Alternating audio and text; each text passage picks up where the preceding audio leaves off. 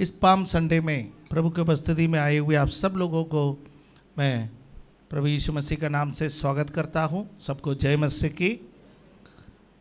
आज परमेश्वर का वचन से अब मत्ती के सुसमाचार 21वें अध्याय से बातें करेंगे, जिसको हमने पहले ऑलरेडी पढ़ करके सुना है। अब देखिए उसका 21वें अध्याय का पहला पद में हम इस प्रकार पढ़ते हैं, जब वे यरूशलेम के निकट पहुँचे और जैतून पहाड़ पर बेतफगे के पास आए तो यीशु ने 2 चेलों को एक कहकर भेजा। देखिए, यीशु यरूशलेम में उनका कार्य क्षेत्र को नहीं चुना। यीशु यरूशलेम में कभी कभी आते थे, खास मौकों पर यीशु यरूशलेम में आते थे। यीशु मसीह का सेवकाई को आप देखेंगे, यीशु मसीह का सेवकाई गलील में रहा, यहूदिया में रहा, कफरनहूम में रहा, फिर अन्य कुछ जगहें हैं जहाँ पर प्रभु यीशु मसीह का सेवकाई को हम देख सकते हैं। पर यरूशलेम में यीशु खास मौकों पर आते थे। ऐसा नहीं है कि यरूशलेम में यीशु मसीह ने कोई चमत्कार नहीं किया। आपको पता होगा 48 वर्ष से एक व्यक्ति लकवे के मारे एक कुंड के पास, बेथेस्दा कुंड के पास पड़ा हुआ था। यीशु ने उसको चंगा किया। अंतों को यीशु ने चंगा किया। शीलोह कुंड पे जाकर के धोने के लिए कहा। फिर जब कहा याजक को, महायाजक को जाके अपने आप को दिखाओ, ये भी यीशु ने कहा। पर्व के अंतिम दिन यीशु खड़े होकर के कहा, जो प्यासा है वो मेरे पास आए, वो जो जल मैं देता हूं मुफ्त में वो आए पिए। आत्मा के विषय में यीशु मसीह ने बात की। ये सब यीशु यरूशलेम में की, पर ये सब खास मौकों पर आकर के यीशु ने किया। और यहूदी बाइबल विद्वान वो इस प्रकार कहते थे, यरूशलेम में यीशु मसीह ने जितने चमत्कार किए हैं वो सारे चमत्कार यीशु मसीह का मसीहा होने का प्रमाण के लिए यीशु ने किया है। मसीहा होने का प्रमाण। और बाकी जितना चमत्कार यीशु मसीह ने अन्य जगहों पर किया है वो सब आउट ऑफ कंपैशन, तरस खाकर, किसी के आंसुओं पर तरस खाया यीशु ने। बदानिया यीशु मसीह का एक बहुत महत्वपूर्ण सेवा का क्षेत्र रहा। बदानिया में यीशु कई बार गए। कई जगहों पर यीशु मसीह के बारे में लिखा है कि भीड़ को बिना चरवाहे के भेड़ के समान देखा, वो तरस खाया। पहाड़ी उपदेश, आउट ऑफ कंपैशन, तरस में से आया। लेकिन यरूशलेम में यीशु जब भी आते थे अपना मसीहा होने का प्रमाण छोड़ करके जाते थे। और जब पैशन वीक में यीशु जब आया, पहले यीशु जैसे आया वैसा नहीं है। भविष्यवाणी को पूरा करने के लिए यीशु आया है। अब उसका पद 4 में जब हम पढ़ते हैं, पद 4, 21 का 4, यह इसलिए हुआ कि जो वचन भविष्यद्वक्ता के द्वारा कहा गया ताकि वो पूरा हो। नेक्स्ट, सियोन की बेटी से कहो, देख तेरे राजा तेरे पास आता है, वो नम्र है और गधे के बच्चे पर बैठा है, वरन लादू के बच्चे पर। प्रभु यीशु मसीह भविष्यवाणी को पूरा करने के लिए इस बार यरूशलेम में प्रवेश करता है। अब जब हम देखते हैं कि यीशु मसीह गधे के बच्चे पर, लादू पर सवार होकर के आया है, वो भविष्यवाणी को पूरा करने के लिए। पुराना नियम के भविष्यद्वक्ता भी गधों पर सवार होकर के जाते थे। हम बिलाम के बारे में पढ़ते हैं, वो गधे पर सवार होकर के जाते थे। और राजाओं का पुस्तक में एक भविष्यद्वक्ता के बारे में हम पढ़ते हैं। और पुराने नियम के भविष्यद्वक्ता अपने सवारी के लिए जो जानवर को इस्तेमाल करते थे वो गधे। राजा महाराजा घोड़ों पर सवार होते थे। घोड़ा जो है शौर्य का प्रतीक है, पर गधा नम्रता का प्रतीक है। वो आप जब घोड़ा जब दौड़ते हैं, जितना तेजी से दौड़ोगे वो अपना मुंह को उठा करके दौड़ते, आगे दूर दे करके दौड़ते। गधा चाहे कितने भी तेजी से दौड़े और वो नीचे ही देखेंगे, वो कभी ऊपर देखे नहीं दौड़ते। वो मीकनेस या नम्रता का प्रतीक माना जाता है। और यीशु से अधिक नम्र कौन है? यीशु सबसे अधिक नम्र व्यक्ति है। पुराना नियम में देखा जाए तो सबसे अधिक नम्र व्यक्ति मूसा को माना जाता है, पर वो मूसा भी एक समय अपना नम्रता को खो दिया। उसी के कारण वो कनान देश में प्रवेश नहीं करने पाए। पर यीशु यहाँ पर नम्रता का प्रतीक बन करके यरूशलेम में प्रवेश कर रहा है। अब दूसरा आयत में जब हम पढ़ते हैं, वो अपने चेलों को भेज देता है, 2 चेलों को, और उनसे ये कहते गए तुम सामने के गांव में जाओ, वहां पहुंचते ही एक गधी बंधी हुई और उसके साथ बच्चा भी बंधा हुआ मिलेगा, और उन्हें खोलकर मेरे पास लाओ, और कोई तुमसे पूछे कि इसको क्यों खोल रहा है तो उसको कह देना कि प्रभु को इसका प्रयोजन है। आप जब निर्गमन का पुस्तक उसका 13वां अध्याय पढ़ते हैं, उसमें परमेश्वर कहते हैं सारे पहला उठा मेरा है।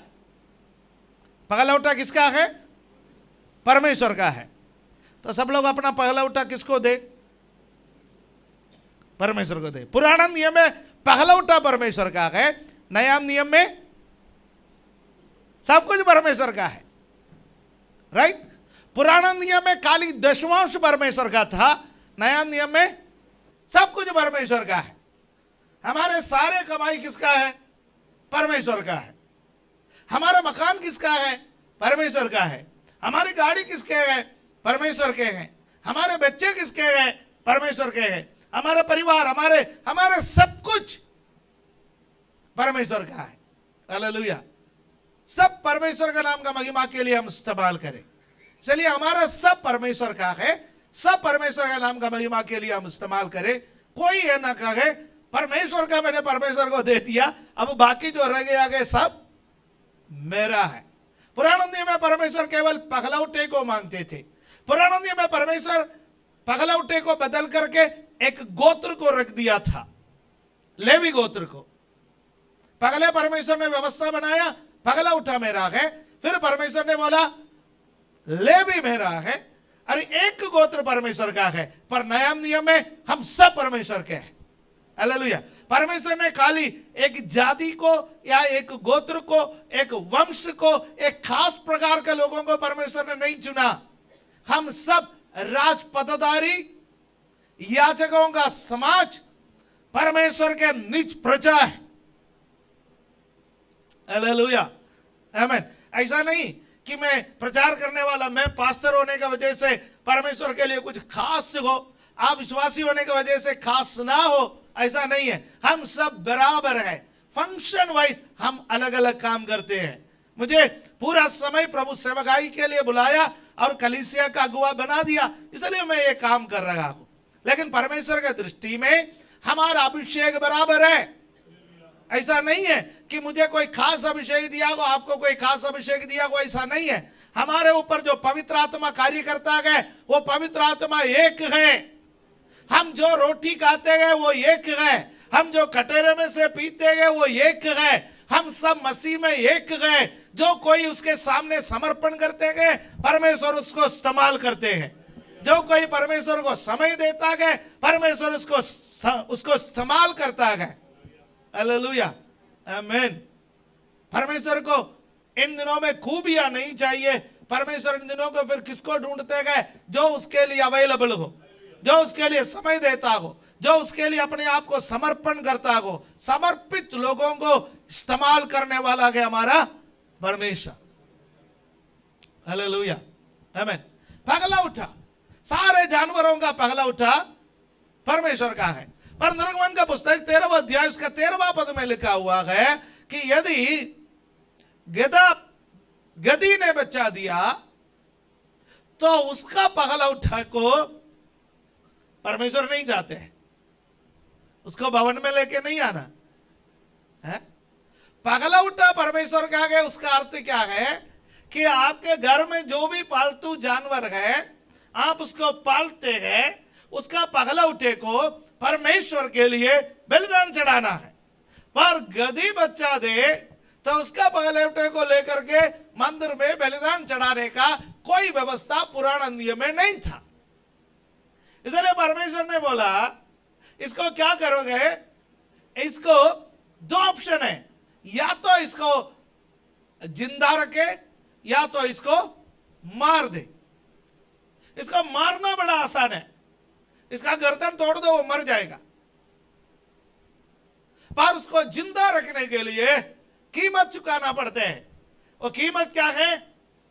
एक मेमना, उसको बलिदान चढ़ाओ, उसके बाद उस गधे का बच्चे को घर ले जाओ। आपको पता है ये गधे का बच्चा किसी को नहीं चाहिए, वो बांध रखा है और प्रभु कहता है मुझे इसका प्रयोजन है। और कोई पूछे कि भैया कौन खोल करके ले जाता है, क्यों खोल करके ले जाता है, और इसके लिए बलिदान चढ़ाने वाला मेमना कहां है?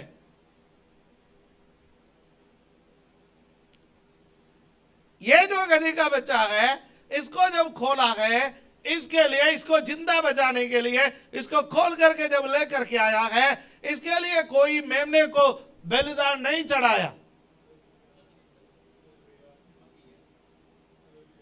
क्यों बलिदान नहीं चढ़ाया? क्योंकि सारे जगत का पाप को उठाने वाला परमेश्वर का मेमने को इसके ऊपर सवार होना है। आप और मैं यदि बच गया है, हमारा खूबी की वजह से हम नहीं बचे। संसार में हम निगम में थे, संसार के लोग हमें नहीं चाहते थे। हालेलुया, आमीन। पिछले सप्ताह हम में से कुछ लोगों को मंडोली जेल में जाने के लिए परमेश्वर ने सहायता की कि वहां पर उन लोगों के साथ ईस्टर का प्रोग्राम बना करके हम आए हैं, उनको सुसमाचार सुनाए हैं। उस वक्त हम जब परमेश्वर के वचन बता रहे थे, मैंने उनसे एक बात कहा था, आप इसलिए अंदर है क्योंकि आप पकड़े गए हैं, हम इसलिए बाहर है क्योंकि अभी तक हम पकड़े नहीं गए। यदि पकड़े जाते तो हम में से कई लोग इस वक्त अंदर होते, सही नहीं है ना? हम पकड़े नहीं गए, हमारा गलतियों को छिपाए गए हैं, या हमारा गलती दुनिया के सामने अभी तक नहीं आया है, इसलिए हम बाहर घूम रहा है। इसलिए हम उनसे कदापि बेहतर नहीं है। यदि हमने यीशु मसीह को नहीं जाना होता तो हमें से कई लोग अभी भी शराब में डूब के रहते। यदि हम यीशु को नहीं जान लिए होते, हम में से कई लोग इन दिनों में संसारिक अभिलाषाओं में डूब के रहते। यीशु को जाना, उस यीशु ने हमें पापों से छुड़ाया है। हम नरक की ओर जाने वाले थे, शैतान हमें बांध के रखे हुए थे, यीशु ने हमारा बंधन को खोल दिया है। हालेलुया। हाथ उठाकर यीशु को धन्यवाद नहीं दे सकते? हालेलुया। मेरा बंधन खोलने के लिए धन्यवाद बोलिए, मेरा बंधन खोलने के लिए धन्यवाद।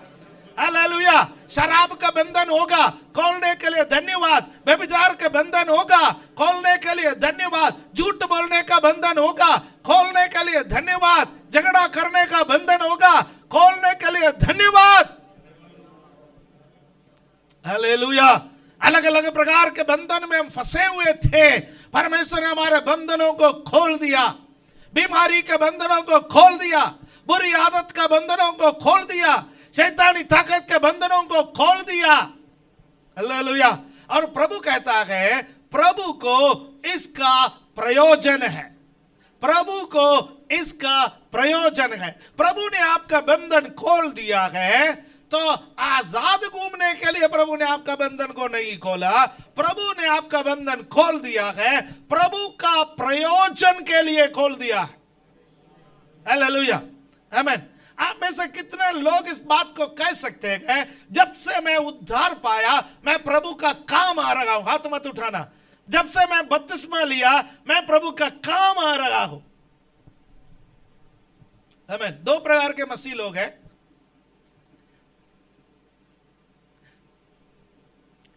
हालेलुया। एक प्रकार के मसीह लोग हैं जो प्रभु से काम कराता है, प्रभु से काम कराता गया। प्रभु तू मेरे लिए ये कर, प्रभु तू मेरे लिए वो कर, प्रभु को आदेश देता है। उनका प्रार्थना ही आदेश का प्रार्थना है, वो प्रभु को हुक्म दे रहे। ज्यादा से ज्यादा मसीह लोग कौन है? प्रभु से काम कराने वाले। जब प्रभु हमारा काम नहीं करते हम गुस्सा हो जाता है, हम बाइबल पढ़ना छोड़ देते, हम प्रार्थना करना छोड़ देते, हम संगति में जाना छोड़ देते। क्योंकि हमसे पूछो कि क्यों? क्योंकि प्रभु मेरा काम नहीं कर रहे, प्रभु मेरा प्रार्थना नहीं सुन रहे, प्रभु मुझे उत्तर नहीं दे रहे।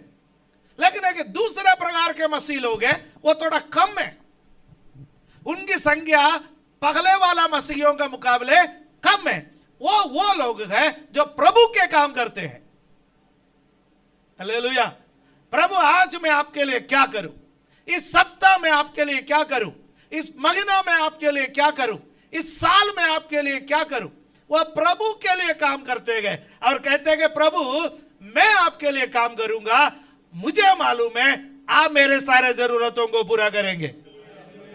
मुझे मेरे जरूरतों के लिए खास प्रार्थना करने की जरूरत नहीं है, मुझे मेरे जरूरतों के लिए खास उपवास करने की जरूरत नहीं है, मुझे हालेलुया मेरे जरूरतों के लिए आपसे छीनने का कोई जरूरत नहीं है। क्योंकि जब मैं आपका काम करूंगा मैं जानता हूं आप मेरे लिए काम करेंगे। हालेलुया, आमीन। दूसरा प्रकार का मसीह बनिए। पहला प्रकार का मसीह डिप्रेशन में आएंगे, पहला प्रकार का मसीह टेंशन में आएंगे, पहला प्रकार का मसीह प्रभु से दूर चले जाएंगे। पर दूसरा प्रकार का मसीह कभी डिप्रेशन में नहीं आएंगे, दूसरा प्रकार का मसीह कभी टेंशन में नहीं आएंगे, दूसरा प्रकार का मसीह कभी हालेलुया प्रभु से दूर नहीं चले जाएंगे। क्योंकि उसके पास प्रभु का भरपूर काम रहता है करने के लिए। वो खाली नहीं रह सकता। उनके पास सुबह भी काम है, शाम को भी काम है, उनके पास दिन में भी काम है, रात में भी काम है। उनको अपना दुखों के बारे में मनन करने का समय ही नहीं मिलता। हालेलुया, आमीन। कुछ लोग मेरे से कहते हैं घर के अंदर हम बीमार है, घर के बाहर हम ठनाठन चलते हैं। राइट? आप में से कई लोगों का अनुभव यह होगा, घर के अंदर बीमार है, घर के अंदर आते हैं कि आपका पैर में दर्द है, घर के अंदर आते हैं कि आपका घुटने में दर्द है, घर के अंदर आते हैं कि आपका कमर में दर्द है, घर के अंदर आते हैं कि आपके दिल और दिमाग में हर जगह धरती पर दर्द पैदा हो जाता है। घर से बाहर निकला सब कुछ ओके, क्योंकि घर के अंदर करने का काम नहीं है आपके पास, घर के बाहर तो बहुतेरे काम है। घर के अंदर आप दिशाहीन घूम रहे हो। हालेलुया, आमीन। जब मसीह के पास परमेश्वर के द्वारा दिया गया काम नहीं होता, वह मसीह दिशाहीन मसीह है। आप बाइबल क्यों पढ़ते हो? मेरे को यह मत कहना आशीष पाने के लिए बाइबल पढ़ते हैं, मैं आपको बाइबल वापस ले लूंगा। आशीष पाने के लिए बाइबल पढ़ने का कोई जरूरत नहीं है। आपके पड़ोस में जो भाई है उसका बच्चा डॉक्टर बना है, वो क्या बाइबल पढ़ के बना?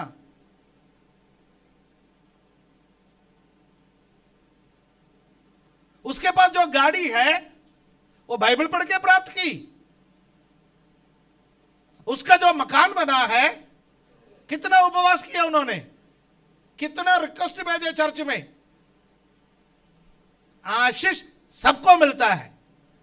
वचन में लिखा गया परमेश्वर इतना भला परमेश्वर है, धर्मियों पर भी सूरज उगाता है, सूरज की रोशनी अधर्मियों को भी देता है। परमेश्वर धर्मियों को भी बारिश देता है और अधर्मियों को भी बारिश देता है। फर्क इतना है, हालेलुया, कुछ लोग जानते गए ये मुझे परमेश्वर के द्वारा मिला, कुछ लोग नहीं जानते गए कि ये परमेश्वर के द्वारा मिला है। तो वो कहेंगे मैं अपना काबिलियत से, है ना, मेरा मेहनत से मैंने प्राप्त की है। हालेलुया, आमीन। इसलिए कहीं कहीं कुछ लोग इस प्रकार लिख के रखता है, not by my merit but by his grace. मेरा योग्यता के कारण नहीं, उसकी अनुग्रह के कारण मुझे मिला है। हालेलुया। कुछ लोग कहेंगे मेरा योग्यता के कारण मिला है, अविश्वासी कहेंगे मेरे योग्यता के कारण मिला है। विश्वासी क्या कहेंगे, उसके अनुग्रह के कारण मुझे मिला है, योग्यता के कारण मुझे नहीं मिला। फिर बाइबल क्यों पढ़ते हैं? कुछ लोग कहते हैं कि फिर तो आज से बाइबल पढ़ना मैं छोड़ दूंगा। जब आप ही कह रखा है बिना बाइबल पढ़े भी आशीष मिल सकता है, तो मैं बाइबल पढ़ना छोड़ दूंगा। बाइबल आप इसलिए पढ़ लीजिएगा कि परमेश्वर मुझे क्या आदेश देना चाहता है, परमेश्वर मुझसे क्या कहना चाहता है। परमेश्वर के वाणी सुनना है तो बाइबल पढ़िए, नहीं सुनना है तो मत पढ़िए। हम बाइबल इसलिए पढ़ते हैं परमेश्वर के वाणी को सुनने के लिए, और जो परमेश्वर के वाणी को सुनता है उसको आशीष अपने आप आएगा। जैसा राजा दाऊद ने कहा है, निश्चय भलाई और करुणा जीवन भर मेरे पीछे पीछे बनी रहेगी, मेरे संग संग बनी रहेगी। हालेलुया, आमीन। मेरे संग निश्चय भलाई और करुणा आएंगे। भलाई और करुणा आने के लिए परमेश्वर की इच्छा को पूरा करना है। परमेश्वर की इच्छा को पूरा करने के लिए परमेश्वर का वचन को पढ़ना है। जब आप परमेश्वर के वचन को पढ़ेंगे आप जानेंगे कि परमेश्वर की इच्छा क्या है। सांसारिक आशीषों को प्राप्त करना है, वो सबको बराबर मिलता है, सबको मिलता है। हालेलुया, आमीन। हमारे बच्चे स्कूल जाते हैं, अच्छा पढ़ेंगे तो अच्छे नंबर आएंगे। अविश्वासी के बच्चे भी स्कूल जाते हैं, वो बच्चा अच्छा पढ़ेगा तो उसको अच्छे नंबर आएगा। हालेलुया। लेकिन परमेश्वर को मानने वालों का कॉन्फिडेंस अच्छा है। परमेश्वर को हम इसलिए मानते हैं क्योंकि हम निराशाओं में भी नहीं डूबते। हालेलुया। हम बीमारी में भी घुटना नहीं टेकते हैं। इसलिए आज से प्रभु का प्रयोजन, इस विषय के बारे में सोचिए। मुझे प्रभु का काम आना है, मुझे प्रभु का काम आना है। प्रभु मुझे इस्तेमाल कर, हालेलुया, मुझे हाथों में ले, मुझे इस्तेमाल कर। आपके और मेरा प्रार्थना क्या होना चाहिए? प्रभु मुझे हाथों में ले, मुझे इस्तेमाल कर। हालेलुया। कहां मेरे घर के अंदर इस्तेमाल कर, मेरे घर के बाहर इस्तेमाल कर, मेरे पड़ोस में इस्तेमाल कर, मेरे गली में इस्तेमाल कर। प्रभु जी मेरे गांव में इस्तेमाल कर, मेरे कॉलोनी में इस्तेमाल कर, मेरे राज्य में इस्तेमाल कर, मेरे देश में इस्तेमाल कर, मेरे देश के बाहर भी प्रभु तू मौका दे, मुझे वहां पर भी तू इस्तेमाल कर। कहीं भी प्रभु के लिए इस्तेमाल होने का एक इच्छा बना करके रखिएगा। हालेलुया, आमीन, आमीन। ये गधी का बच्चे को प्रभु ने इसलिए नहीं खोला कि वो नाचे कूदे है, उसके बाद अपना घर चले जाए। उसको प्रभु ने खोला है तो प्रभु को उसका प्रयोजन है। आपको बचाया है, आपके द्वारा प्रभु का प्रयोजन है। हालेलुया, आमीन। मैं प्रभु का काम आए, मैं प्रभु का बहुत बहुत धन्यवाद करता हूं। Hallelujah, praise the Lord. प्रभु ने मुझे उसके सेवकाई के लिए बुलाया है, मैं सही समय पर सेवकाई के लिए निकला है। Praise the Lord. है मेरा टीनेज खत्म होने से पहले मैं प्रभु का सेवकाई के लिए निकला है, उसके लिए मैं प्रभु का धन्यवाद करता हूं। हालेलुया, आमीन। मेरा सर्विस बुक में अच्छा रिकॉर्ड है। ब्लैक मार्क्स आप नहीं जानते, दुनिया भी नहीं जानते। कहीं कहीं लाल निशान है, वो जानते हैं। रियली मेरा प्रार्थना है ऊपर आने से पहले वो लाल निशान प्रभु मिट जाए। है हम सब प्रभु के सामने गुनहगार हैं। हम में से कोई प्रभु के सामने, उसके योग्यता के सामने, उसके पवित्रता के सामने, उसके धार्मिकता के सामने खड़ा होने का हिम्मत हम में से किसी मनुष्य को नहीं है। पर उसका लहू वो हमारे सारे पापों को धो करके हमें शुद्ध करता है। इस कारण उसने हमें धो करके निर्मल कर दिया। हालेलुया, आमीन, आमीन। हमारे चर्च में बच्चे आते हैं, छोटे छोटे बच्चे। हम सब उसको गोद में लेकर के घूमते हैं। आपको उसको गोद में लेकर के घुमाने के लिए लायक उसको किसी ने बनाया है। जैसा वो घर में था, उन चीजों उसका शरीर में लपेटे हुए थे। आप नाक पकड़ के दूर भाग जाते, पर इस चर्च में ले आने से पहले उसको किसी ने नगला के दुगला के उसको पोंछ पाछ करके उसको सही करके सही कपड़ा पहना करके आपके और मेरे हाथों में दिया है। तो हम उसमें बहुत अच्छा है, बाबू कितना अच्छा है लेकर के घूम रहे। उसका ओरिजिनल फॉर्म में आपका और मेरा हाथ में दे दे तो ले लोगे? हालेलुया। आज आप और मैं बहुत सुंदर दिख रहा है। आप और मैं दुनिया के सामने कोई मान पाया है, कोई सम्मान पाया है, तो किसी ने हमारा बंधन खोला है, किसी ने हमें धोया है, किसी ने हमें साफ किया है। हम मरने वाले थे, हम नरक में जाने वाले थे, हम डूबने वाले थे। हालेलुया, प्रेज द लॉर्ड, आमीन। प्रभु को मेरा प्रयोजन है। मेरे संदेश सुनने वाले लोग, आप में से कई लोग कहते हैं नो वन लव्स मी, कोई मेरे से प्यार नहीं करता। मैं दुनिया में एक ऐसा व्यक्ति हूं, कोई मुझे चाहता नहीं। कई लोग सोचते हैं कि मेरा अस्तित्व का मतलब क्या है। कभी कभी आप परमेश्वर से ही पूछते हैं, प्रभु मुझे पैदा क्यों किया? मैं आपसे बताना चाहता हूं, प्रभु का आपका प्रयोजन है। प्रभु का आपका प्रयोजन है। हालेलुया। आगे से आप ये मत कहना कि मैं एक वेस्ट हूं। प्रभु किसी से बात कर रहा है। हो सकता है कि हम बैठने वाला आप में से किसी से हो सकता है कि ऑनलाइन सुनने वाला किसी से हो। आज प्रभु किसी को यह संदेश देना चाहता है कि प्रभु को आपका प्रयोजन है। हालेलुया। हो सकता है कि आप सालों से बंधन में पड़े होंगे, सालों से, बहुत समय हो गया है। हालेलुया। ये लादू के बच्चे को देखो, उसको कोई होश नहीं है, उसको नहीं मालूम, पर सड़क से आने जाने वाला सबके तरफ उसका निगाह जाते हैं, उसका निगाह जाते गए।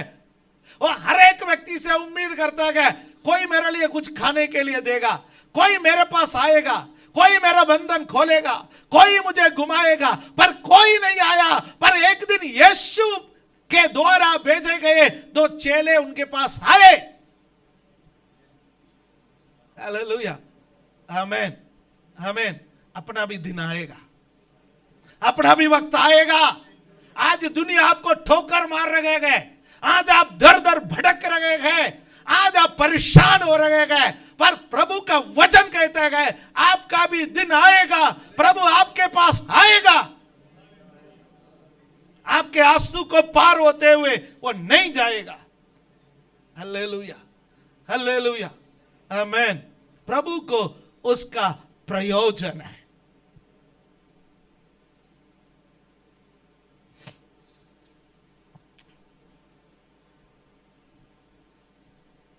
तीसरा वचन फिर से देखिए, बड़ा खूबसूरत है। यदि तुमसे कोई कुछ कहे, कोई कुछ कहे तो कहो कि प्रभु को इसका प्रयोजन है, तब वो तुरंत उन्हें भेज देगा। इस वचन को क्या आप इस प्रकार नहीं पढ़ सकते? यदि मुझसे कोई कुछ कहे तो मैं कहूंगा प्रभु को मेरा प्रयोजन है। यदि मुझसे कोई कुछ कहे तो मैं कहूंगा प्रभु को मेरा प्रयोजन है।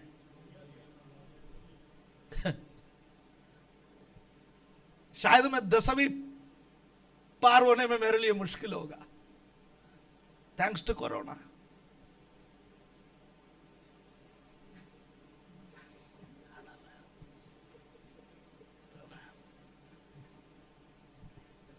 ईश्वर भाई मजाक में कह देते हैं, हमें कोरोना का अंदाजा नहीं था, नहीं है तो हम कलीसिया के सभी बुजुर्गों को 12वीं के एग्जाम दिलवाए था।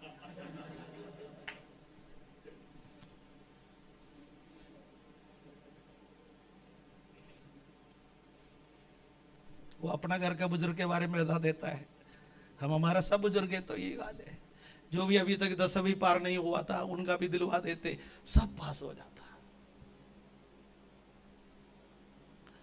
हो सकता है असली जिंदगी में हम किसी बात का लायक है ही नहीं, पढ़ाई में हम अच्छे नहीं है, व्यापार करने में हम अच्छे नहीं है, बात करने में हम अच्छे नहीं है, हमको कई बार अपना शक्ल ही पसंद नहीं है।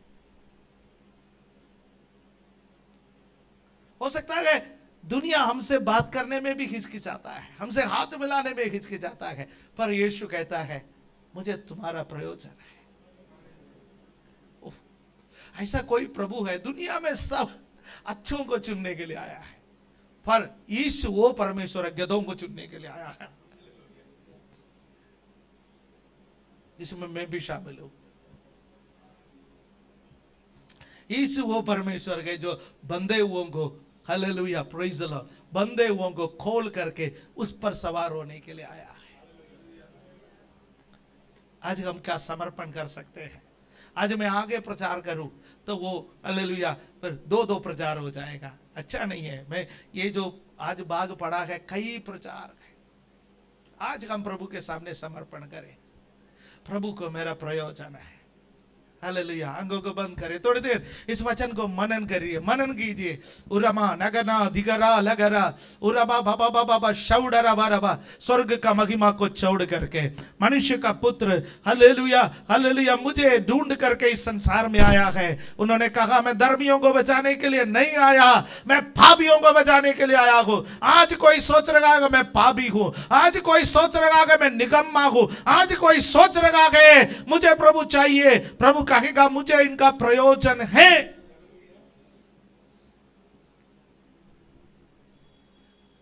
हालेलुया। अपने आप को समर्पण करें। मैं आपका काम आना चाहता हूं, मैं आपका काम आना चाहता हूं, मैं आपका काम आना चाहता हूं। दुनिया चाहे कितने भी ठोकर मारे, नो प्रॉब्लम प्रभु, सहने का केवल शक्ति दे, सहने का केवल शक्ति दे, मैं आपका काम आऊं। ओ रामाना शखानादा हरिमाना धीरा राराबा हरि खामा बाबा बाबा बाबा। हर फील्ड में हम फेल हो सकता है, पर प्रभु हमें चाहता है। प्रभु कहते हैं कि मुझे इसका प्रयोजन है। हर फील्ड में निकम्मे को भी प्रभु चाहता है। Hallelujah hallelujah. अपना जीवन को समाप्त करने के बारे में कभी मत सोचो। यू आर प्रेशियस, आप प्रभु के दृष्टि में अनमोल है। Hallelujah hallelujah hallelujah. हरिमाना शखामाना मामा हरिमाना बाबा बाबा बाबा हरि बाबा बाबा बाबा शखाना दी। जीवन में निराश होते हैं तो कई लोग मरना चाहता है। एलिया भी मरना चाहता था। उन्होंने प्रभु से कहा प्रभु तू ही मुझे उठा ले, मैं मेरे पुरखों से अच्छा नहीं हूं। पर प्रभु ने उससे कहा मुझे तुम्हारा प्रयोजन है, राजाओं का अभिषेक करने के लिए, याजकों को अभिषेक करने के लिए मुझे तुम्हारा प्रयोजन है। रीमाना शखाना दी रीमाना धीरा बाबा बाबा बाबा। मुझे चाहने के लिए धन्यवाद प्रभु, मुझे चाहने के लिए धन्यवाद प्रभु। कहिए उससे मुझसे प्रेम करने के लिए धन्यवाद। मैं दुनिया में निकम्मा था, पर मुझे चाहने के लिए धन्यवाद। मैं बंधन में पड़ा हुआ था, मुझे खोलने के लिए धन्यवाद।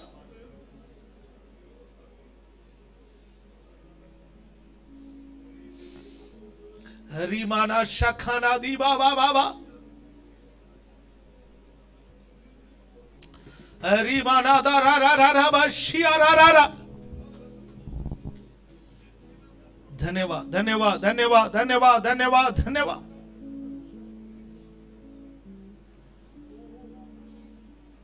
स्वर्गीय पिता हम आपका धन्यवाद करते हैं। हमें चाहने के लिए धन्यवाद, हमसे प्यार करने के लिए धन्यवाद, हमें इस्तेमाल करने के लिए धन्यवाद। प्रभु ये वचन बहुतों के जीवन में कार्य करे।